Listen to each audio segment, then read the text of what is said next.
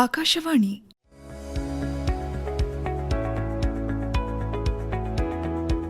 ಇಂದಿನ ಆರೋಗ್ಯ ಕಾರ್ಯಕ್ರಮದಲ್ಲಿ ಮಹಿಳೆಯರಲ್ಲಿ ಕಂಡುಬರುವ ಸಾಮಾನ್ಯ ಆರೋಗ್ಯ ಸಮಸ್ಯೆಗಳು ಈ ಕುರಿತು ಚಿತ್ರದುರ್ಗದ ಜಿಲ್ಲಾ ಆಸ್ಪತ್ರೆಯ ಪ್ರಸೂತಿ ಹಾಗೂ ಸ್ತ್ರೀರೋಗ ತಜ್ಞರಾದ ಡಾ ಉಮಾ ಎನ್ ಅವರೊಂದಿಗೆ ಸಂದರ್ಶಕರು ದ್ಯಾಮಲಾಂಬಿಕಾ ಎಂಎಸ್. ಕೇಳುಗರೆ ನಮಸ್ಕಾರ. ಇವತ್ತಿನ ಆರೋಗ್ಯ ಕಾರ್ಯಕ್ರಮಕ್ಕೆ ತಮಗೆಲ್ಲ ಪ್ರೀತಿಯ ಸ್ವಾಗತ. ನಾವು ಇವತ್ತು ಕಾರ್ಯಕ್ರಮದಲ್ಲಿ ಮಹಿಳೆಯರಲ್ಲಿ ಕಂಡುಬರುವಂತಹ ಸಾಮಾನ್ಯ ಆರೋಗ್ಯದ ಸಮಸ್ಯೆಗಳನ್ನು ಕುರಿತು ಮಾತಾಡ್ತಾ ಇದ್ದೀವಿ. ಹಾಗೆ ನಮ್ಮ ಜೊತೆ ಇದ್ದಾರೆ ಚಿತ್ರದುರ್ಗ ಜಿಲ್ಲಾ ಆಸ್ಪತ್ರೆಯ ಪ್ರಸೂತಿ ಮತ್ತು ಸ್ತ್ರೀರೋಗ ವಿಭಾಗದಲ್ಲಿ ಕರ್ತವ್ಯ ನಿರ್ವಹಿಸ್ತಾ ಇರುವಂತಹ ಡಾಕ್ಟರ್ ಉಮಾ ಅವರು. ಮೇಡಮ್ ನಮಸ್ತೆ, ಕಾರ್ಯಕ್ರಮಕ್ಕೆ ಸ್ವಾಗತ. Thank you. ಸಾಮಾನ್ಯವಾಗಿ ಮಹಿಳೆಯರು ಅಂದ ತಕ್ಷಣ ಒಂದಷ್ಟು ಸಮಸ್ಯೆಗಳಿದ್ರೂ ಕೂಡ ಎಷ್ಟೋ ಸಾರಿ ಹೊರಗಡೆ ಬರೋದಿಲ್ಲ. ಹಾಗಾಗಿ ನಾವು ಅದರ ಬಗ್ಗೆ ಒಂದಷ್ಟು ಬೆಳಕು ಚೆಲ್ಲೋಣ ಅಂತ ಈ ಒಂದು ಕಾರ್ಯಕ್ರಮದಲ್ಲಿ. Okay madam. ಓಕೆ, ಹೇಳಿ. ಸಾಮಾನ್ಯವಾಗಿ ಮಹಿಳೆಯರಲ್ಲಿ ಕಂಡುಬರುವಂತಹ ಸಮಸ್ಯೆಗಳನ್ನ ನಾವು ನೋಡ್ತಾ ಹೋದ್ರೆ ನಿಮ್ಮ ಒಂದು ಸೇವಾವಧಿಯಲ್ಲಿ ಏನೆಲ್ಲ ಗುರುತಿಸ್ತೀರಿ ಮೇಡಮ್? ಒಂದು ರ್ಯಾಂಡಮ್ ಆಗಿ ಹೇಳೋದಾದ್ರೆ. ಮೇಡಮ್ ಆಕ್ಚುಲಿ ಹೆಣ್ಣು ಮಕ್ಕಳಿಗೆ ಪ್ರಾಬ್ಲಮ್ ಸ್ಟಾರ್ಟ್ ಆಗೋದು ಅವರು ಮೆನಾರ್ಕೆ ಅಂತ ಹೇಳ್ತೀವಿ ಮೇಡಮ್. ಮೆನಾರ್ಕೆ ಅಂದ್ರೆ ಮನೇಲಿ ದೊಡ್ಡವರಾಗೋದು ಅಂತ ಹೇಳ್ತಾರಲ್ಲ, ಋತುಮತಿ ಆಗೋದು ಅಂತ, ಅದಕ್ಕೆ ಮೆನಾರ್ಕೆ ಅಂತ ಹೇಳ್ತೀವಿ. ಸೊ ನಾವು ಅಲ್ಲಿಂದ ಶುರು ಮಾಡ್ಕೊಳ್ಳೋಣ. ಹೆಣ್ಣು ಅಂದಾಗ ಅಲ್ಲಿಂದ ಋತುಮತಿ ಆದಾಗ ಹೆಣ್ಣು ಅಂತ ಕನ್ಸಿಡರ್ ಮಾಡ್ತಾರೆ. ಹಳೆ ಕಾಲದಲ್ಲಿ ಒಂದು 14 ವರ್ಷ, 15 ವರ್ಷ, 16 ವರ್ಷಕ್ಕೆ ಆಗ್ತಾ ಇದ್ರು. ಇವಾಗಿನ ಹೆಣ್ಮಕ್ಳು 8ನೇ ವಯಸ್ಸು, 9ನೇ ವಯಸ್ಸು, 10ನೇ ವಯಸ್ಸು ಅವ್ರಿಗೂ ಬೇಗ ಹಾಕ್ತಾ ಇದ್ದಾರೆ.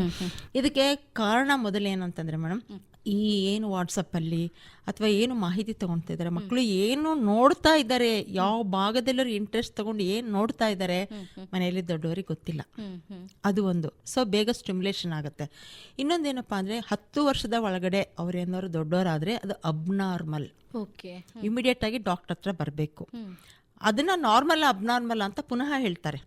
ನಿಮ್ಮ ಒಂದು ಜ್ಞಾನಕ್ಕೆ ನಾವು 10 ವರ್ಷದೊಳಗಡೆ 11 ವರ್ಷದ ಒಳಗಡೆ ಮಕ್ಕಳು ಋತುಮತಿ ಆದರೆ ಡಾಕ್ಟರ್ ಹತ್ರ ಬರಬೇಕು. ಇನ್ನೊಂದು ಸಮಸ್ಯೆ ಇದೆ, 16 ವರ್ಷ ಆದ್ರೂ ಋತುಮತಿ ಆಗಿರಲ್ಲ, 18 ವರ್ಷ ಆದ್ರೂ ಋತುಮತಿ ಆಗಿರಲ್ಲ. ಆವಾಗ ಫಾರ್ ಎಕ್ಸಾಂಪಲ್ ಅವಳಿಗೆ ಬ್ರೆಸ್ಟ್ ಡೆವಲಪ್ಮೆಂಟ್ ಆಗಿರುತ್ತೆ, ಬೇರೆ ಕಡೆ ಎಲ್ಲ ಕೂದಲೆಲ್ಲ ಬಂದಿರುತ್ತೆ, ಆದರೆ ಮುಟ್ಟಾಗಿರಲ್ಲ. ಅಂಥ ಸಮಯದಲ್ಲಿ ನಾವು 16 ವರ್ಷದವರೆಗೂ ಕಾಯ್ಬೋದು. ಆದರೆ ಏನೂ ಇಲ್ಲ, ಬ್ರೆಸ್ಟ್ ಡೆವಲಪ್ಮೆಂಟ್ ಇಲ್ಲ, ಎಲ್ಲೋ ಕೂದಲು ಬೆಳವಣಿಗೆ ಇಲ್ದಾಗ ಆಸ್ ಅರ್ಲಿ ಆಸ್ ಕರ್ಕೊಂಡ್ಬರ್ಬೇಕು.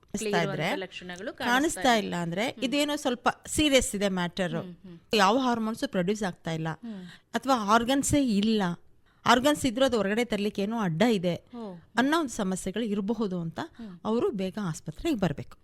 ಆಮೇಲೆ ಇನ್ನೊಂದು ಏನಂದ್ರೆ, ನಮಗೂ ಎಲ್ಲ ಮುಟ್ಟಾದ ಹೊಟ್ಟೆ ನೋವು ಬರ್ತಾ ಇತ್ತು.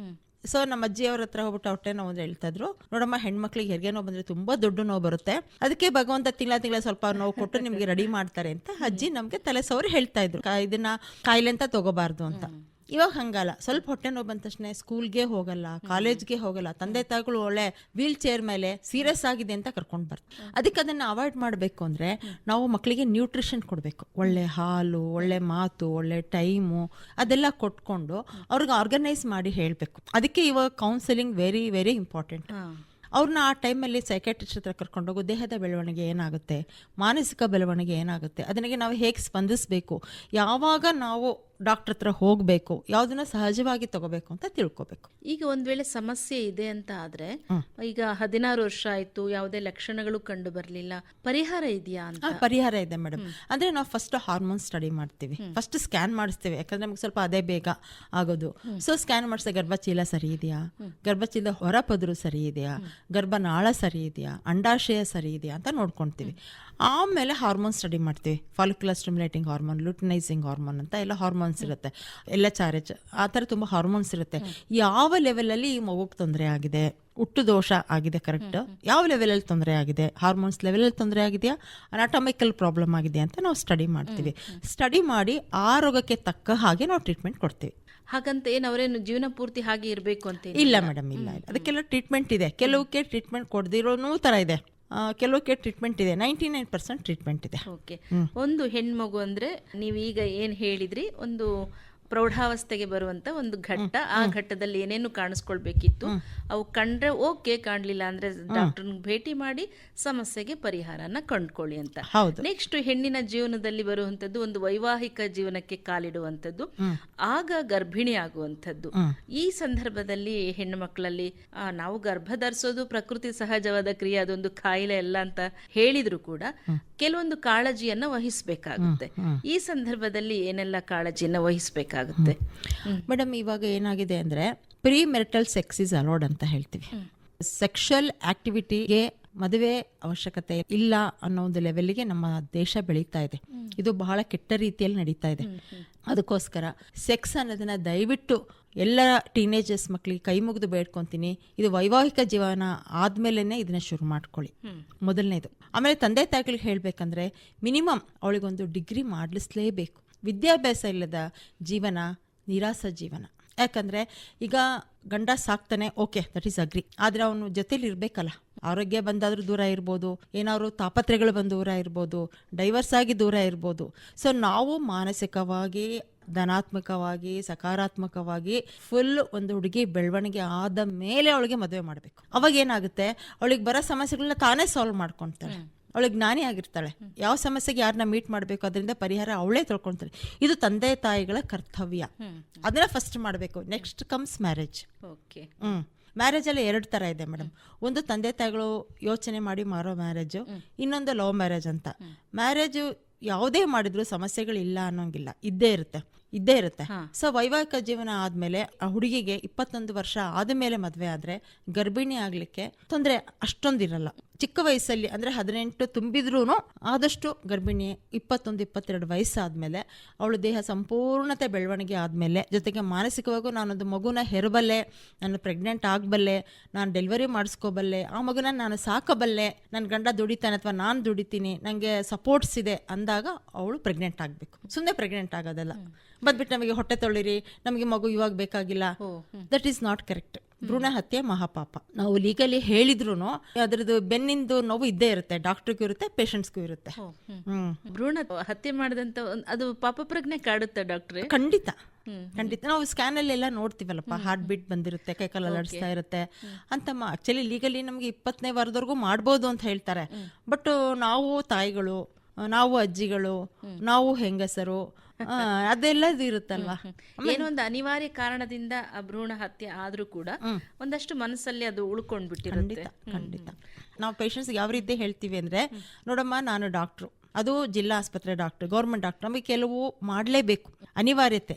ಯಾಕೆ ಅನಿವಾರ್ಯತೆ ಆಗಿದೆ? ನೀನು ಅನ್ನೆಸೆಸರಿ ಪ್ರೆಗ್ನೆಂಟ್ ಆಗಿದ್ಯಾ, ನಿನ್ನ ಪ್ರೆಗ್ನೆನ್ಸಿನ ನೀನು ಪ್ಲಾನ್ ಮಾಡಿಲ್ಲ.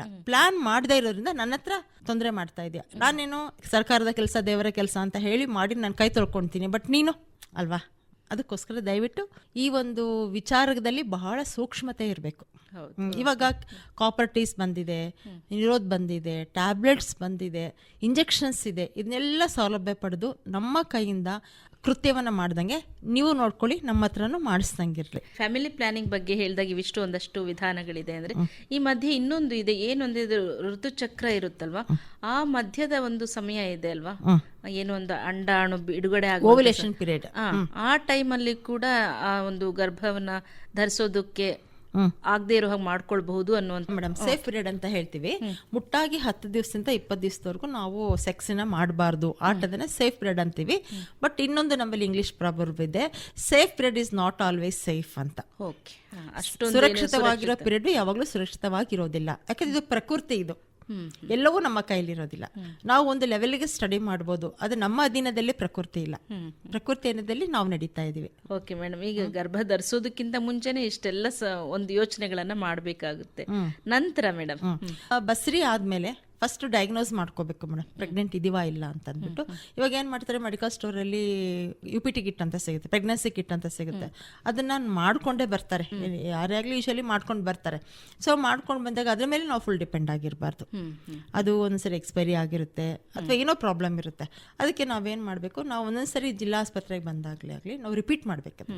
ಅವ್ರು ಹೇಳಿದ್ರೆ ಫೇಲರ್ ಮಾಡಿರ್ಬೋದು, ಅಥವಾ ಅತ್ತೆ ಬೈತಾರೆ, ಸೊಸೆ ಬೈತಾರೆ, ಏನೋ ಅನ್ಕೊಂಡು ಅವ್ರು ಯಾರ್ದೋ ಪಾಸಿಟಿವ್ ಪ್ರೆಗ್ನೆನ್ಸಿ ಇರೋದನ್ನೊಂದು ಕಾರ್ಡ್ ತರ್ಬೋದು. ಹೌದಾ? ತರ್ತಾರೆ, ಯಾಕಂದ್ರೆ ಮನೇಲಿ ಬೈತಾರಲ್ಲ. ಹಾಗೆ ಎಲ್ಲಾ ತರದ್ದು ಪ್ರಾಬ್ಲಮ್ಸ್ ಇರುತ್ತೆ ಮೇಡಮ್, ಸೋಷಿಯಲ್ ಪ್ರಾಬ್ಲಮ್ಸ್. ಆಮೇಲೆ ನಾವು ಸುಮ್ಮನೆ 2 ಮಾತ್ರೆ ಬರ್ಬಿಟ್ಟು 3 ತಿಂಗಳು ಬಿಟ್ಟು ಬಾರಮ್ಮ ಅಂತ ಅನ್ನೋದಲ್ಲ. ನಾವು ಮತ್ತೆ ರಿಪೀಟ್ ಮಾಡಿಸ್ಬೇಕು, ಸ್ಕ್ಯಾನ್ ಮಾಡಿಸ್ಬೇಕು, ಕನ್ಫರ್ಮ್ ಮಾಡಿ ಕಳಿಸ್ಬೇಕು ಪೇಷಂಟ್ಗೆ. ಓಕೆ, ಅದು ಕೂಡ ಇದು ಗರ್ಭ ಎಲ್ಲಿ ಬಂದಿದೆ ಅನ್ನುವಂಥದ್ದು ಕೂಡ ನೀವು ಹೇಳ್ತಾ ಇದ್ದೀರಿ. ಹೌದು ಮೇಡಮ್, ಅದಕ್ಕೋಸ್ಕರ ಸ್ಕ್ಯಾನ್ ಮಾಡಬೇಕು. Scan is must. ನಂತರ ಮಗುನು ಆಯ್ತು, ಅಲ್ಲೂ ಕೂಡ ಒಂದು 3 ಹಂತದಲ್ಲಿ ಆಕೆಯನ್ನ ನೋಡ್ತೀರಿ ಅಂತ. ಹೌದು ಮೇಡಮ್, ತ್ರಿಮಾಸಕ ಅಂತ ಹೇಳ್ತೀವಿ madam. First 3 months, second 3 months, third 3 months ಅಂತ. ಸೊ ಮೊದಲನೇ 3 ಮಂತಲ್ಲಿ ಏನೇನು ಪ್ರಾಬ್ಲಮ್ಸ್ ಇರುತ್ತೆ ಅಂದ್ರೆ, ಅವಳಿಗೆ ವಾಂತಿ ಆಗ್ತಾ ಇರುತ್ತೆ, ಸುಸ್ತಾಗ್ತಾ ಇರುತ್ತೆ, ಅವಳ ದೇಹದ ಬೆಳವಣಿಗೆ ಇನ್ನೂ ಕಡಿಮೆ ಇದ್ರೆ ಇನ್ನೂ ಪ್ರಾಬ್ಲಮ್ ಆಗ್ತಾ ಇರುತ್ತೆ. ಸೊ ಅದನ್ನ ನೋಡ್ಕೋಬೇಕು. 2ನೇ ಸೆಮಿಸ್ಟರ್ ಅಂತ ಪ್ರಾಬ್ಲಮ್ಸ್ ಇರಲ್ಲ. ಮತ್ತೆ ಥರ್ಡ್ ಟ್ರೈಮಿಸ್ಟರ್ ಅವಾಗಲೇ ಬಂದ ತಕ್ಷಣ 6, 7, 8, 9 ಅಂದ ತಕ್ಷಣ ಹೆರಿಗೆ ನೋವು ಯಾವಾಗ ಶುರು ಆಗುತ್ತೆ, ತವ್ರ ಮನೇಲಿ ಮಾಡಿಸ್ಬೇಕಾ, ಗಂಡದ ಮನೇಲಿ ಮಾಡಿಸ್ಬೇಕಾ, ಯಾರು ಜವಾಬ್ದಾರಿ ತಗೊಂತಾರೆ, ಹೆರಿಗೆ ಆದ್ರೆ ನಾನು ನೋಡ್ಕೊಳಕ್ಕೆ ಯಾರು ಬರ್ತಾರೆ, ಮಗು ಸ್ನಾನ ಮಾಡ್ತಾರೆ ಯಾರು ಬರ್ತಾರೆ. ಒಟ್ಟು ಭಗವಂತ ಯಾಕಪ್ಪ 9 ತಿಂಗಳು ಕೊಟ್ಟಿದ್ದಾನೆ ಅಂದ್ರೆ, ಮಗುನೂ ಬೆಳೆಸ್ಬೇಕು, ಮಗುಗೆ ಏನೇನ್ ಬೇಕೋ, ಮಗು ಹೊರಗಡೆ ಬಂದಾಗ ಏನೇನ್ ಬೇಕೋ ಸಲಕರಣೆಗಳನ್ನ ಮಾಡ್ಕೊಳಕ್ಕೆ ಭಗವಂತ 9 ತಿಂಗಳು ಕೊಟ್ಟಿರೋದು. ಇಲ್ಲಾಂದ್ರೆ ಇವತ್ತು ಸೇರಿ ನಾಳೆ ಮಗು ಮಾಡ್ಲಿಕ್ಕೆ ಏನ್ ದೇವರಿಗೆ ಏನ್ ದೊಡ್ಡದಲ್ಲ, ಇವ್ರಿಗೆ ಟೈಮ್ ಬೇಕಂತ ಸಿದ್ಧತೆ ಆಗ್ಬೇಕು ಅಂತ ಕೊಟ್ಟಿದ್ದಾರೆ. ಹೆರಿಗೆ ನಂತರ ಕಾಣುವಂಥದ್ದು ಮಹಿಳೆಯರಲ್ಲಿ ಅಥವಾ ಆಕೆ ಏನು ಬಾಣಂತಿಯಲ್ಲಿ ಕಂಡು ಬರುವಂತ ಸಮಸ್ಯೆಗಳೇನಿದೆ ಮೇಡಮ್? ಬಾಣಂತಿಯಲ್ಲಿ ಸಮಸ್ಯೆಗಳು ಯಾವಾಗ ಆಗುತ್ತೆ ಅಂದ್ರೆ, ಬಸ್ರಿಯಲ್ಲಿ ಸರಿಯಾಗಿ ಅವ್ರಿಗೆ ಆರೋಗ್ಯ ಸಮಸ್ಯೆಗಳನ್ನ ಸರಿ ಮಾಡ್ಕೊಂಡೇ ಇರೋದ್ರಿಂದ. ಬಸ್ರಿಯಲ್ಲಿ ಕರೆಕ್ಟಾಗಿ iron, calcium, OB complex, doctor ಹತ್ರ ಹೋಗೋದು, BP ಚೆಕ್ ಮಾಡೋದು, ವೇಟ್ ಚೆಕ್ ಮಾಡೋದು, ಬ್ಲಡ್ ಟೆಸ್ಟ್ಗಳು ಮಾಡಿಸೋದು, ಅವ್ರು ಹೇಳಿದಾಗೆಲ್ಲ ಹೋಗಿ ಅವ್ರು ಹೇಳಿದನ್ನ ಕರೆಕ್ಟಾಗಿ ಕೇಳಿಸ್ಕೊಂಡು ಫಾಲೋ ಅಪ್ ಮಾಡಿದ್ರೆ 99% ಹೆರಿಗೆ ಆದಮೇಲೆ ಯಾವ ಸಮಸ್ಯೆ ಬರಲ್ಲ. ಸಮಸ್ಯೆ ಬರೋ ಪೇಷಂಟ್ಸ್ ಯಾರು ಅಂದರೆ, BP ಜಾಸ್ತಿ ಇರೋರು, ರಕ್ತ ಕಡಿಮೆ ಇರೋರು, ಆಮೇಲೆ ಅವಳಿ ಜವಳಿ ಮಕ್ಕಳಿರೋರು, ರಕ್ತಹೀನತೆ ಇರೋರು, ಇಂಥವ್ರಿಗೆ ಪ್ರಾಬ್ಲಮ್ ಜಾಸ್ತಿ ಇರುತ್ತೆ. ಸೊ ಪ್ರಾಬ್ಲಮ್ ಯಾವ ರೀತಿ ಇರುತ್ತೆ ಅಂದರೆ, ಹೆರಿಗೆ ನಾರ್ಮಲ್ ಆಗೋರಿಗೆ ಬೇರೆ ಪ್ರಾಬ್ಲಮ್ಮು, ಹೆರಿಗೆ ಸಿಸೇರಿಯನ್ ಆದವ್ರಿಗೆ ಬೇರೆ ಪ್ರಾಬ್ಲಮ್ಮು. ನೀವು ಹಾಗೆ ಒಂದು ಹೆಣ್ಮಗಳು ಹೇಳಿದಾಗ ನನಗೆ ಸಿಸೇರಿಯನ್ ಅಲ್ಲಿ ಬೆನ್ನಿಗೆ ಇಂಜೆಕ್ಷನ್ ಕೊಟ್ಟಿದ್ದು ನೋವಾಗುತ್ತೆ ಅಂದರೆ, ಇದು 200% ಇದು ತಪ್ಪು ಕಲ್ಪನೆ. ಆ ಇಂಜೆಕ್ಷನಿಂದ ಏನೂ ಆಗೋದಿಲ್ಲ. ಇವ್ರಿಗೇನೋ ಅಲ್ಲಿ ಇಂಜೆಕ್ಷನ್ ಚುಚ್ಚಿರ್ತಾರಲ್ಲ, ಸೊ ಮೂಳೆಗೆ ಚುಚ್ಚಿಬಿಟ್ಟಿದ್ದಾರೆ, ಮೂಳೆಗೆ ಪೇನ್ ಆಗಿದೆ ಅಂತು ಇದು ತಪ್ಪು ಕಲ್ಪನೆ. ಸೊ ಅವರು ಕರೆಕ್ಟಾಗಿ ಕ್ಯಾಲ್ಸಿಯಂ ತಗೊಂಡು ಹಾಲು ಕುಡಿಸ್ಬೇಕು, ಕರೆಕ್ಟ್ ಪಾಸ್ಚರಲ್ಲಿ ಕುತ್ಕೋಬೇಕು, ಹೆಂಗೋ ಸೊಟ್ಟ ಕುತ್ಕೊಳೋದು, ಬಗ್ಗಿ ಕುತ್ಕೊಳೋದು, ಆ ಥರ ಮಾಡಿದಾಗ ಅಬ್ನಾರ್ಮಲ್ ಪೊಸಿಷನ್ಸ್ ಅಂತ ಹೇಳ್ತೀವಿ. ಈ ಪೊಸಿಷನ್ಸಲ್ಲಿ ಯಾರೇ ಕೂತ್ರು, ಹಾಲು ಕುಡ್ಸೋ ಮಗು ಬಿಟ್ಬಿಡಿ, ಯಾರೇ ಕುತ್ಕೊಂಡ್ರು ಆ ಥರ ಪೇನ್ಸ್ ಬಂದೇ ಬರುತ್ತೆ. ಸೊ ಹಾಲು ಕೊಡ್ಸೋಕೆ ಮೆಥಡ್ಸ್ ಇರುತ್ತೆ. ಹೆಂಗೆ ತೊಡೆ ಮೇಲೆ ಹಾಕ್ಕೋಬೇಕು, ಎಡಗೈ ಮೇಲೆ ಮಗುದು ತಲೆ ಇಟ್ಕೋಬೇಕು, ಅದು ಎತ್ತರ ಸ್ಥಾನದಲ್ಲಿರಬೇಕು. ಹಾಲು ಕುಡಿಸುವಾಗ ನಿಪ್ಪಲ್ ಬ್ಲ್ಯಾಕ್ ಏರಿಯಾ ಫುಲ್ಲು ಮಗು ಬಾಯಲ್ಲಿ ಹೋಗಿರಬೇಕು. ಆಮೇಲೆ ಹಾಲು ಕುಡಿಸಿದ ಮೇಲೆ ಬೆನ್ನ ಮೇಲೆ ಹಾಕ್ಕೊಂಡು ಗಾಳಿ ತೆಗಿಬೇಕು. ಕೆಲವು ಪ್ರೊಸೀಜರ್ಸ್ ಇರುತ್ತೆ. ಆಮೇಲೆ ರೆಸ್ಟ್ ತಗೋಬೇಕು. ಈಗ ನಾವೆಲ್ಲ ರೆಸ್ಟೇ ತಗೊಂಡಿಲ್ಲ, ಓಕೆ, ಅದು ಬೇರೆ, ನಮ್ಮ ಲೈಫ್ ಬೇರೆ. ಇವಾಗೆಲ್ಲ ಎಷ್ಟೊಂದು ಇರುತ್ತೆ ರೆಸ್ಟ್. ಆಮೇಲೆ ಇವಾಗೆಲ್ಲ ಗೌರ್ಮೆಂಟಲ್ಲೂ ಸಹಿತ 6 ತಿಂಗಳು ವಿತ್ ಪೇ ಕೊಡ್ತಾ ಇದ್ದಾರೆ. ಮೆಟರ್ನಲ್ ಇದು ಅಂತ ತಾಯಿಗೆ ಎದೆ ಹಾಲು ಎಕ್ಸ್ಕ್ಲೂಸಿವ್ ಆಗಿ ಕೊಡಬೇಕು ಅಂತ ಇರೋದ್ರಿಂದ, ಸೊ ಅವ್ರಿಗೆ with pay they are getting benefits. ಇದನ್ನೆಲ್ಲ ಯೂಸ್ ಮಾಡ್ಕೋಬೇಕು. ಓಕೆ, ನೀವು ಹೇಳಿದ್ರೆ ಬೆನ್ನಿಗೆ ಇಂಜೆಕ್ಷನ್ ಕೊಡೋದು ಅಂತ, ಈ ಅನಸ್ತೇಷಿಯಾ ಕೊಡುವಂತ ಡಾಕ್ಟರ್ಗಳು ಹೇಳ್ತಾರೆ. ಅದಕ್ಕಿಂತ ಹೆಚ್ಚು ಸಾರಿ ಗಂಡ್ಮಕ್ಳು ಬೆನ್ನಿಗೆ ಇಂಜೆಕ್ಷನ್ ಕೊಟ್ಟು, ಅಂದ್ರೆ ಯಾವ್ಯಾವ್ದೋ ಸಂದರ್ಭದಲ್ಲಿ ಶಸ್ತ್ರಚಿಕಿತ್ಸೆಗೆ ಒಳಗಾದಾಗ ಅವ್ರು ಯಾವತ್ತೂ ಅದರಿಂದ ನಮಗೆ ಬೆನ್ನೋ ಬಂತು ಇನ್ನೇನು ಹೇಳಲ್ಲ. ಆದ್ರೆ ಹೆಣ್ಮಕ್ಳು ಮನ್ಸಲ್ಲಿ ಅದು ಕೂತ್ ಬಿಟ್ಟಿದೆ. ಅದು ಏನಕ್ಕೆ ಅಂದ್ರೆ ಮೇಡಮ್, ಫಸ್ಟ್ ಡೆಲಿವರಿ ಆದ್ಮೇಲೆ ಅವ್ರಿಗೆ ಎದೆ ಹಾಲು ಕುಡಿಸ್ತಾರಲ್ಲ, ಸೊಟ್ಟ ಕೂತಿರ್ತಾರೆ. ಅಟ್ಲೀಸ್ಟ್ ಹಳೆ ಕಾಲದಲ್ಲಿ ಒಂದು ಬ್ಲೌಸ್ ಸೀರೆ ಉಡಿಸ್ತಾ ಇದ್ರು. ಇವಾಗ ನೈಟಿಗಳಿಗೆ ಇದು ಮಾಡೋದು, ಅದಕ್ಕೇನೋ ಬೇಬಿನ ಅಡ್ಜಸ್ಟ್ ಮಾಡಕ್ ಹೋಗೋದು, ಅಥವಾ ಅದನ್ನೇನೋ ಚಿಕ್ಕದೊಂದೆರಡು ಓಪನ್ ಇರುತ್ತೆ, ಅದನ್ನ ಪೂರ್ತಿ ಯಾರು ಹೆಂಗೋ ಕುಡ್ಸಕ್ ಹೋಗೋದು, ಯಾರೋ ಬಂದ್ರು ಅಂದ್ಬಿಟ್ಟು ಅದನ್ನ ಮುಚ್ಕೊಳೋದು, ಎಲ್ಲ ಅಬ್ನಾರ್ಮಲ್ ಪೊಸಿಷನ್ಸ್. ಇದು ಕಾರಣನೇ. ಆಮೇಲೆ ಜೊತೆ ಕ್ಯಾಲ್ಸಿಯಂ ತಗೋಬೇಕು. ಕ್ಯಾಲ್ಸಿಯಂ ಎಷ್ಟು ದಿನ ತಗೋಬೇಕಂದ್ರೆ, ಮಗು ಎಷ್ಟು ದಿನ ಹಾಲು ಕುಡಿಸ್ತಾರೋ ಅಷ್ಟು ದಿನನೂ ಕ್ಯಾಲ್ಸಿಯಂ ತಗೋಬೇಕು, ಅಷ್ಟು ದಿನನೂ ಪೌಷ್ಟಿಕ ಆಹಾರವನ್ನ ತಗೋಬೇಕು. ಈಗ ಸಾಮಾನ್ಯವಾಗಿ ತುಂಬಾ ಸಾರಿ ಕಾಣ್ತಾ ಇರುವಂತ ಸಮಸ್ಯೆ, ಇತ್ತೀಚೆಗೆ ಮದ್ವೆ ಆಯ್ತು, ಮಕ್ಕಳಾಗ್ಲಿಲ್ಲ, ತುಂಬಾ ಅದೊಂದು ಕಾಣ್ತಾ ಇದೆ. ಹೌದು ಮೇಡಮ್. ಈಗ ಮಕ್ಕಳು ಆಗಿಲ್ಲ ಅಂದ್ರೆ 2 ತರ ಸಮಸ್ಯೆ ಮೇಡಮ್. ಅವರು ಲೇಟ್ ಆಗಿ ಮ್ಯಾರೇಜ್ ಆಗಿರ್ತಾರೆ. ಸೊ ಲೇಟ್ ಆಗಿ ಮ್ಯಾರೇಜ್ ಆದಾಗ ಪ್ರಕೃತಿ ವಿರುದ್ಧ. ಸೊ ಮಕ್ಕಳಾಗ ವಯಸ್ಸಲ್ಲಿ ಮಕ್ಕಳು ಮಾಡ್ಕೊಂಡಾನೆ, ಮುಟ್ಟು ನಿಲ್ಲೋ ವಯಸ್ಸಲ್ಲಿ ಮಕ್ಕಳು ಮಾಡ್ಕೊಂಡ ಪರಿಸರ, ಅದು ಒಂದು ಸಮಸ್ಯೆ. ಇನ್ನೊಂದು ಚಿಕ್ಕ ವಯಸ್ಸಿಗೆ ಮದುವೆ ಆಗಿರ್ತಾರೆ. ಸೊ ಚಿಕ್ಕ ವಯಸ್ಸು ಮಕ್ಕಳು ಬಂದಾಗಿ, ಫಾರ್ ಎಕ್ಸಾಂಪಲ್ 19 ವರ್ಷಕ್ಕೆ ಮದುವೆ ಆಗಿರುತ್ತೆ. ಮೇಡಮ್ ಮಕ್ಕಳು ಬೇಕು, ಅಯ್ಯೋ ನೀನೇ ಬೆಳವಣಿಗೆ ಆಗಿಲ್ಲ, ಹೋಗೆ ತಾನಾಗಿ ನಿಂತ್ಕೊಂಡ್ಲಿ, ಈಗ ಒಂದು 22 ವರ್ಷ ಆಗಿ ಮಕ್ಕಳಾಗ್ಲಿಲ್ಲ ಅಂದ್ರೆ ವಾಪಸ್ ಬಾ ಅಂತ ಹೇಳ್ತೀವಿ. ಕೆಲವರು 30ನೇ ವಯಸ್ಸಲ್ಲಿ ಬಂದಿರ್ತಾರೆ, ಮೇಡಮ್ ಮಕ್ಕಳ ಇಮಿಡಿಯೇಟ್ ಆಗಿ ನಿಮ್ಮದು ಹಸ್ಬೆಂಡ್ದು ಸೆಮೆನ್ ಟೆಸ್ಟ್ ಮಾಡಿಸಿ, ನಿಮ್ಮದು ಸ್ಕ್ಯಾನ್ ಮಾಡಿಸಿ, PCOD ಪ್ರಾಬ್ಲಮ್ ಇದೆ, ಥೈರಾಯ್ಡ್ ಟೆಸ್ಟ್ ಮಾಡಿಸಿ, ಬ್ಲಡ್ ಶುಗರ್ ಟೆಸ್ಟ್ ಮಾಡಿಸಿ, ತುಪ್ಪ ದಪ್ಪ ಇದ್ರೆ ವೆಯ್ಟ್ ರಿಡ್ಯೂಸ್ ಮಾಡಿ. ಆಮೇಲೆ ಗಂಡ ಒಂದು ಕಡೆ ಕೆಲಸ ಮಾಡ್ತಿರ್ತಾರೆ, ಹೆಂಡತಿ ಒಂದು ಕಡೆ ಕೆಲಸ ಮಾಡ್ತಿರ್ತಾರೆ, ಯಾವಾಗಲೂ ವೀಕೆಂಡಲ್ಲಿ ಮೀಟ್ ಮಾಡ್ತಾರೆ, ಅಥವಾ ರಜಾ ಬಂದಾಗ ಇವ್ರು ಹೋಗ್ಬೇಕು ಅಥವಾ ರಜಾ ಬಂದಾಗ ಅವ್ರು ಹೋಗ್ಬೇಕು ಅನ್ನೋ ಸಮಸ್ಯೆಗಳು ಇರುತ್ತೆ. 30 ವರ್ಷದಲ್ಲಿ ಮದುವೆ ಆಗಿದ್ದಾರೆ ಅಂದರೆ professionally will be good. So ಅದಕ್ಕೆ ಸಮಸ್ಯೆಗಳು, ಆ ಸಮಸ್ಯೆಗಳ ಜೊತೆಗೆ ಈ ಸಮಸ್ಯೆಗಳು ಆ್ಯಡ್ ಆಗಿಬಿಟ್ಟಿರುತ್ತೆ ಅವ್ರಿಗೆ. ಸೊ ಇದ್ರ ಬಗ್ಗೆ ಎಲ್ಲ ಮಾಹಿತಿ ಕೊಡಬೇಕು. ಯಾರಿಗೆ ಬೇಗನೆ ಹೇಳಬೇಕು ಇನ್ಫರ್ಟಿಲಿಟಿ ಬಗ್ಗೆ, ಯಾರಿಗೆ ಬೇಗ ಟ್ರೀಟ್ಮೆಂಟ್ ಕೊಡಬೇಕು, ಯಾರಿಗೆ ಬೇಗ ಟ್ರೀಟ್ಮೆಂಟ್ ಕೊಡಬಾರ್ದು ಅಂತ ನಾವು ಮಾಹಿತಿ ಕೊಡಬೇಕು. ಬಂದವರಿಗೆಲ್ಲ ಇವಾಗಲೇ ಟ್ರೀಟ್ಮೆಂಟ್ ಸ್ಟಾರ್ಟ್ ಮಾಡಿ ಅಂತ ಹೇಳಬಾರ್ದು. ಜೊತೆಗೆ ಎಲ್ಲಾ ಬಂಜೆತನಕ್ಕೂ ಬರೀ ಕೇವಲ ಮಹಿಳೆ ಮಾತ್ರ ಕಾರಣ ಅಲ್ಲ, ಪುರುಷನು ಕೂಡ ಕಾರಣ. ಪುರುಷನು 100ಕ್ಕೆ 50% ಕಾರಣ. ಬುಕ್ಕಲ್ಲಿ ಹೇಳ್ತಾರೆ 30% ಅಂತ. ಬಟ್ ಸಹಜವಾಗಿ ನಾವು ಹೇಳೋದು, ಯಾವುದೇ ಹೆಣ್ಣನ್ನ ಇನ್ಸಲ್ಟ್ ಮಾಡೋಕ್ಕಿಂತ ಮುಂಚೆ, ನಿನಗೆ ಮಕ್ಕಳಿಲ್ಲ ಅಥವಾ ನೀನು ಬಂಜೆ ಅಥವಾ ಏನಾದ್ರು ವರ್ಡ್ಸ್ ಯೂಸ್ ಮಾಡೋಕ್ಕಿಂತ ಮುಂಚೆ ಗಂಡದ್ದು ಸಿಮೆನ್ ಅನಾಲಿಸಿಸ್ ಅಂತ ಹೇಳ್ತೀವಿ, ಅದನ್ನ ಟೆಸ್ಟ್ ಮಾಡಿಸ್ಬೇಕು. ಅದು ಯಾವ ರೀತಿ ಟೆಸ್ಟ್ ಮಾಡಿಸ್ಬೇಕಂದ್ರೆ, ಗಂಡ ಹೆಂಡತಿ 3 ರಿಂದ 5 ದಿವಸ ದೂರ ಇರಬೇಕು. ಸೊ ದೂರ ಇದ್ದು ಅದನ್ನು ಟೆಸ್ಟ್ ಮಾಡಿಸ್ಬೇಕು. ಅದು ನಾರ್ಮಲ್ ಇತ್ತಂದರೆ ಆವಾಗ ನಾವು ಹೆಣ್ಮಕ್ಳಿಗೆ ನಾವು ಟೆಸ್ಟ್ಗಳನ್ನ ಸ್ಟಾರ್ಟ್ ಮಾಡ್ಬೋದು. ಅದೇನಾಗುತ್ತೆ ಮೇಡಮ್, ಶುರುನಲ್ಲಿ ಏನು ಮಾಡ್ತೀವಿ ನಾವು, ಹೆಣ್ಮಕ್ಳಿಗೆ ಪ್ರೋಬ್ ಮಾಡಿಬಿಟ್ರೆ ಇವರೇ ಬರ್ತಿರ್ತಾರೆ, ಈ ಸರಿ ಸ್ಕ್ಯಾನ್ ಮಾಡಿಸಿ, ಇನ್ನೊಂದ್ಸರಿ ಎಕ್ಸ್ರೇ ಮಾಡಿಸಿ, ಇನ್ನೊಂದ್ಸರಿ ಬ್ಲಡ್ ಟೆಸ್ಟ್ ಮಾಡಿಸಿದೆ, ಒನ್ ವೇ ಟ್ರಾಫಿಕ್ ಆಗಿಬಿಟ್ರೆ ಏನು ಪ್ರಯೋಜನ ಇಲ್ಲ. ಇನ್ನು ಸಾಮಾನ್ಯವಾಗಿ ಹೆಣ್ಮಕ್ಳಲ್ಲಿ ಕಂಡುಬರುವಂತದ್ರಲ್ಲಿ ಕ್ಯಾನ್ಸರ್ ಬಗ್ಗೆ ನಾವು ಮಾತಾಡ್ಬೇಕು. ಹೌದು ಮೇಡಮ್, ಹೌದು. ನಾವು ಸ್ಟ್ರೆಸ್ ಅಂದ ತಕ್ಷಣ ಅಲ್ಲಿ ಅದನ್ನೆಲ್ಲ ಸೇರಿಸಿ ಒಂದು ಹೇಳ್ತೀವಿ, ಆದ್ರೆ ನೀವು ವೈದ್ಯಕೀಯ ಭಾಷೆಯಲ್ಲಿ ಅದು ಬೇರೆ ಬೇರೆಯಾಗಿಯೇ ಹೇಳ್ತೀರಿ, ಒಂದು ಅಂಗರಚನಾ ಶಾಸ್ತ್ರದಲ್ಲಿ ಅಂತ ಹೇಳ್ಬೋದು. ಹಾಗೆ ಗರ್ಭಕೋಶ, ಗರ್ಭಕಂಠ, ಅಂಡಾಶಯ ಇವೆಲ್ಲವನ್ನು ಬೇರೆ ಬೇರೆಯಾಗಿಯೇ ನೋಡ್ತೀರಿ. ಅದ್ರ ಜೊತೆಗೆ ಸ್ತನ ಕ್ಯಾನ್ಸರ್ ಕೂಡ ಇತ್ತೀಚೆಗೆ ಹೆಚ್ಚು ಕಂಡು ಬರ್ತಾ ಇರುವಂಥದ್ದು. ಯಾಕೆ ಮತ್ತೆ ಅದರ ಒಂದು ಪರಿಹಾರ ಅನ್ನುವಂಥದ್ದು? ಮೇಡಮ್, ಈಗ ಗರ್ಭಚೀಲದಲ್ಲಿ ಗರ್ಭಕಂಠ ಮತ್ತು ಗರ್ಭಚೀಲ ಅಂತ 2 ಪಾರ್ಟ್ಸ್ ಇದೆ. ಅದಕ್ಕೆ ಕಾರಣ ತದ್ವಿರುದ್ಧ. ಆ್ಯಕ್ಚುಲಿ ಗರ್ಭಕಂಠದ ಕ್ಯಾನ್ಸರ್ ಯಾರಿಗೆ ಬರುತ್ತೆ ಅಂದರೆ, ಚಿಕ್ಕ ವಯಸ್ಸಲ್ಲೇ ಮದುವೆ ಆಗೋದು, ಮಲ್ಟಿಪಲ್ ಸೆಕ್ಷುವಲ್ ಪಾರ್ಟ್ನರ್ಸ್ನ ಇಟ್ಕೊಳೋದು, ಪರ್ಸ್ನಲ್ ಹೈಜೀನ್ ಇಲ್ಲದೆ ಇರೋರ್ಗು, ತುಂಬ ಮಕ್ಕಳನ್ನ ಮಾಡ್ಕೊಳೋರು, ತನ್ನ ಬಗ್ಗೆ ತಾನು ಜಾಸ್ತಿ ಯೋಚನೆ ಮಾಡದೇ ಇರೋರು, ಕೇರ್ ತಗೊಳ್ದೇ ಇರೋ ಅಂಥವ್ರಿಗೆ ಗರ್ಭಚೀಲದ ಕಂಠದ ಕ್ಯಾನ್ಸರ್ ಜಾಸ್ತಿ. ಗರ್ಭಚೀಲದ ಕ್ಯಾನ್ಸರ್ ಯಾರಿಗೆ ಜಾಸ್ತಿ ಅಂದರೆ, ಲೇಟಾಗಿ ಮದುವೆ ಆಗೋದು, ಮಕ್ಕಳು ಕಡಿಮೆ ಇರೋದು, ತುಂಬ ದಪ್ಪ ಇರೋದು, ಡಯಾಬಿಟೀಸ್ ಇರೋದು, ಫ್ಯಾಮಿಲಿ ಹಿಸ್ಟ್ರಿ ಇರೋದು. ಈ ಗರ್ಭಚೀಲದ ಬಾಯಿ ಕ್ಯಾನ್ಸರು ಫ್ಯಾಮಿಲಿ ಹಿಸ್ಟ್ರಿಯಲ್ಲಿ ಕಡಿಮೆ. ಅದೇ ಗರ್ಭಚೀಲದ ಕ್ಯಾನ್ಸರ್ ರನ್ಸ್ ಇನ್ ಫ್ಯಾಮಿಲಿ, ಇದು ವಂಶದಲ್ಲಿ ಬರುತ್ತೆ. ಸೊ ಅದು ಇಂಪಾರ್ಟೆಂಟ್. ಇನ್ನು ಅಂಡಾಶಯ ಕ್ಯಾನ್ಸರು ವಂಶದಲ್ಲೂ ಬರುತ್ತೆ. ಅದು ಹೇಗೆ ಅಂದರೆ, ಅದು ತುಂಬ ಚಿಕ್ಕದಿರುತ್ತೆ, ಅದು ಬೆಳೀತಾ ಬೆಳೀತಾ ಹೊಟ್ಟೆ ಒಳಗಡೆ ಹೋಗ್ಬಿಡುತ್ತೆ. ಸೊ ಅದು ನಮಗೆ ಕೈ ಸಿಗೋ ತುಂಬ ಕಷ್ಟ. ಗರ್ಭಕಂಠದ ಕ್ಯಾನ್ಸರ್ ಏನಾಗುತ್ತೆ ಅಂದರೆ, ನಾವು ಹಿಂಗೆ ನೋಡಿದಾಗ ನಮಗೆ ಗೊತ್ತಾಗುತ್ತೆ. ಅದೇ ಥರ ನಾವು ಅಂಡಾಶಯ, ಹೊಟ್ಟೆಲಿರೋ ಅಂಡಾಶಯನ ನಾವು ನೋಡೋಕ್ಕಾಗಲ್ಲ. ಸೊ ಎಲ್ಲ ಮಿಸ್ ಆಗ್ತಾ ಹೋಗ್ತಾ ಇರುತ್ತೆ. ಅಥವಾ ಏನೋ ಒಂದು ಗಾಯ ನೋಡ್ತೀವ, ಸರಿ ಮಾತ್ರೆ ಬರೆದು ಕೊಡ್ತೀವಿ, ಅದೊಂದು ಟೆಸ್ಟ್, ಪ್ಯಾಪ್ಸ್ಮಿಯರ್ ಅಂತ ಟೆಸ್ಟ್ ಮಾಡ್ತೀವಿ. ಬಟ್ ಅಂಡಾಶಯದಲ್ಲಿ ನಮಗೆ ಆ ಥರ ಕೈಗೆ ಸಿಗೋದೇ ಇಲ್ಲ. ಸೊ ನಾವು ಸ್ಕ್ಯಾನ್ ಮಾಡೇ ತಿಳಿಸ್ಬೇಕು. ಇದನ್ನ ನೋಡಿದ ತಕ್ಷಣ ಬೇರೆ ಇಲ್ಲ ಅಂತ ಕಳಿಸ್ಬಾರ್ದು. ಒಂದು ಪೇಷಂಟ್ ಬಂದ ತಕ್ಷಣ ಅವಳಿಗೆ ಗರ್ಭಚೀಲದ ಕ್ಯಾನ್ಸರು ಅಥವಾ ಗಾಯ ಏನೇ ಇರಲಿ ಆದರೂ ಒಂದು ಸ್ಕ್ಯಾನ್ ಮಾಡಿಸಿ ಒಳಗಡೆ ಏನಿದೆ ಟೆಸ್ಟ್ ಮಾಡಿ ಕಳಿಸ್ಬೇಕು. That's very very important. ಅವಾಗ ಒಂದು ಹೆಣ್ಣಿನ ಪೂರ್ಣತೆಯಿಂದ ನಾವು ಟೆಸ್ಟ್ ಮಾಡ್ದಂಗೆ ಆಗುತ್ತೆ. ಇನ್ನು ಸ್ತನದ ಕ್ಯಾನ್ಸರ್ ಬರೋದಾದ್ರೆ ಮೇಡಮ್, ಸ್ತನದ ಕ್ಯಾನ್ಸರ್ ಮಾಡೋದಾದ್ರೆ, ಈಗ ಸ್ತನದ ಕ್ಯಾನ್ಸರ್ ಯಾಕೆ ಜಾಸ್ತಿ ಆಗ್ತಿದೆ ಅಂದರೆ, ಒಂದು ಲೇಟ್ ಮ್ಯಾರೇಜ್, ಆಮೇಲೆ ಮಾಡ್ಕೊಂಡ್ರು 1 ಅಥವಾ 2. ಈ ಗೌರ್ಮೆಂಟೇ ಹೇಳ್ಬಿಟ್ಟಿದೆ, ನಮಗೊಂದು ಮಗು, ನಮಗೆ 2 ಮಗು ಅಂತ. ಅಂದರೆ ಅದು ಕರೆಕ್ಟೇ. ಹಂಗಂದ್ಬಿಟ್ಟು ನಾವು ಮಕ್ಕಳ ಮನೆ ತುಂಬ ಮಾಡ್ಕೊಂಡ್ಬಿಟ್ರೆ ಕ್ಯಾನ್ಸರ್ ಬರುತ್ತೆ ಅಂತ ಬರಲ್ಲ ಅಂತ ಅಲ್ಲ. ಅದರಲ್ಲೂ runs in family. Runs in family ಅಂದ್ರೆ ಗೊತ್ತಾಗುತ್ತಲ್ಲ ಮೇಡಮ್, ಇದು ಒಬ್ಬರಿಂದ ಒಬ್ರಿಗೆ ಬರುತ್ತೆ, ಫ್ಯಾಮಿಲಿಯಲ್ಲಿ ಅನುವಂಶಿಯಾಗಿ ಬರುತ್ತೆ. ಇನ್ನೊಂದೇನಪ್ಪ ಅಂದರೆ, ಅವ್ರಿಗೆ ನಾಲೆಡ್ಜ್ ಇರಬೇಕು. ಸೊ ಯಾರೋ ಹೇಳಿದ್ರು, ಏನೋ ಮಾಡಿದ್ರು ಅನ್ನೋದು ಬಿಟ್ಬಿಟ್ಟು ನಾವು ಸೆಲ್ಫ್ ಎಕ್ಸಾಮಿನೇಷನ್ ಆಫ್ ಬ್ರೆಸ್ಟ್ ಅಂತ ಮಾಡ್ಕೋಬೇಕು. ಸ್ನಾನ ಮಾಡುವಾಗ ನಮ್ಮದು ಅಂಗೈದು ಇದ್ರೆ ಪಾಮಲ್ಲಿ ನಾವು ಚೆನ್ನಾಗಿ ಪ್ಯಾಲ್ಪೇಟ್ ಮಾಡಿ ಏನಾದ್ರು ಸಿಗುತ್ತಾ ಕೈಗೆ ಅಂತ ನೋಡ್ಕೋಬೇಕು.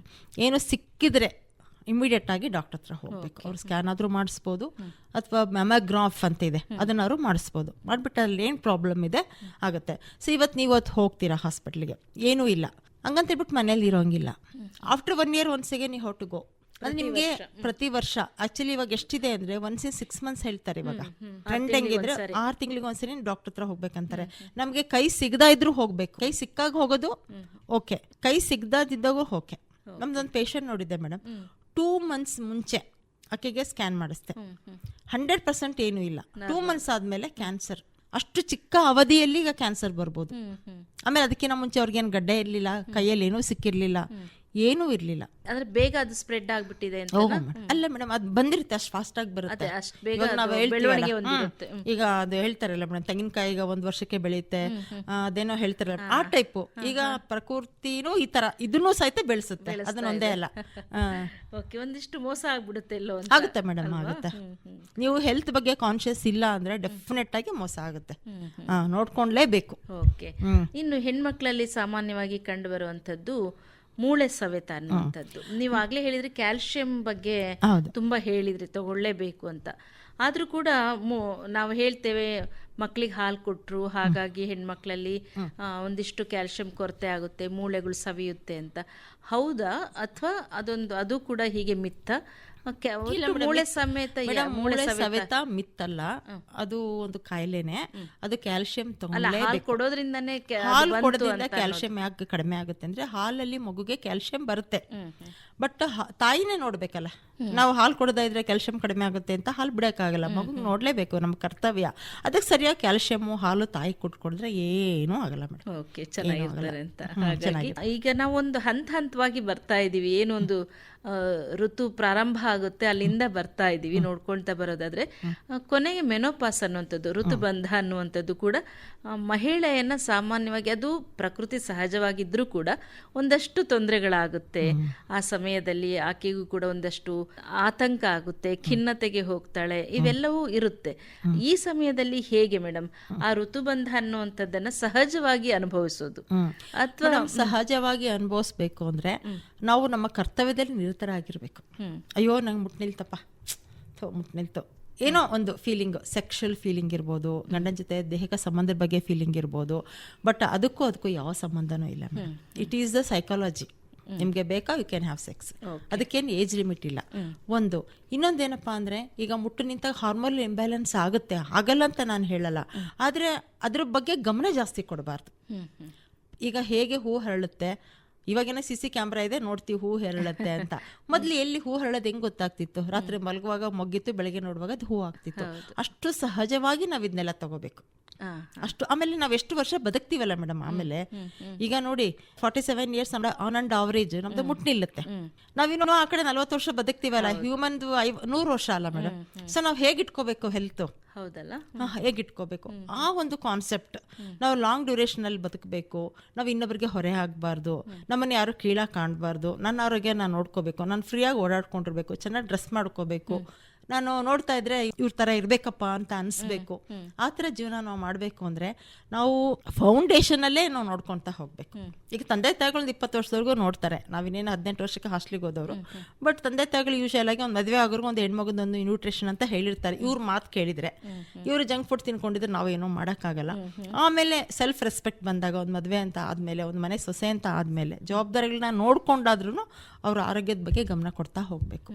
ನೀವು ಹೇಳಿದ್ರಿ, ಹೌದು, ಇದ್ರೆ ಇವ್ರ ತರ ಇರ್ಬೇಕು ಅನ್ನೋ ಹಾಗೆ ಬೇರೆಯವ್ರು ಅನ್ಬೇಕು. ಹೌದು, ಹಾಗಿರ್ಬೇಕು ಅಂದ್ರೆ ನಾವ್ ಏನ್ ಮಾಡ್ಬೇಕು? ಇಲ್ಲ, ಏನು ಮಾಡೋದ್ ಬೇಕಾಗಿಲ್ಲ ಮೇಡಮ್, ಏನು ಮಾಡೋದ್ ಬೇಕಾಗಿಲ್ಲ. ಸಹಜವಾಗಿ ಜೀವನ ಮಾಡ್ಬೇಕು, ಯಾವ್ದನ್ನೋ ಹೊರೆ ಅಂತ ತಗೋಬಾರ್ದು. ಫಸ್ಟ್ ಬೇರೆಯವ್ರಿಗೆ ಹೊರೆ ಹಾಕ್ಬಾರ್ದು ನಾವು.